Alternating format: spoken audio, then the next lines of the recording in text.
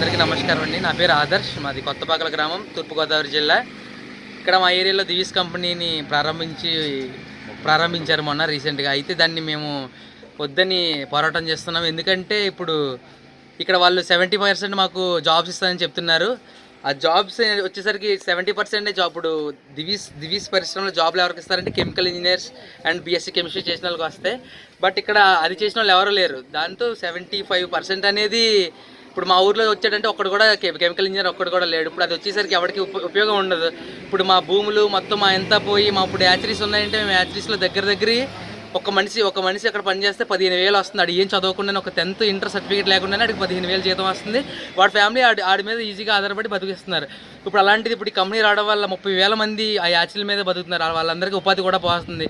అలాగే ఇప్పుడు ఇక్కడ ఉన్నదంటే మా అట్మాస్ఫియర్ వచ్చేసరికి చాలా కంఫర్ట్గా ఉంటుంది అనమాట. వాటర్ అనేసి ఇంకా చాలా ప్యూర్గా ఉంటుంది. ఇప్పుడు ఇక్కడ ఇవన్నీ చేసేసరికి మొత్తం ఎయిర్ పొల్యూషన్ ఇదంతా అయిపోతూ ఉంటుంది. అప్పుడు మేము మళ్ళీ ఇక్కడి నుంచి వేరే ఊరిలో బతకలేం కదా.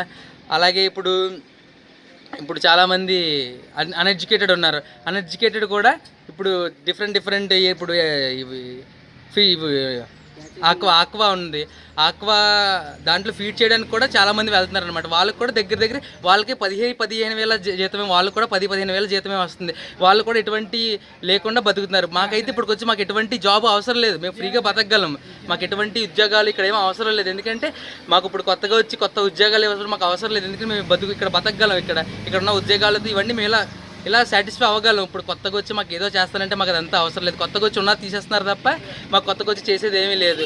సో వాళ్ళు ఏదో 75 అన్నారు కదా, అదంతా ఏం లేదండి. దానివల్ల మాకు ఒక్క రూపాయి కూడా ఉపయోగం లేదు.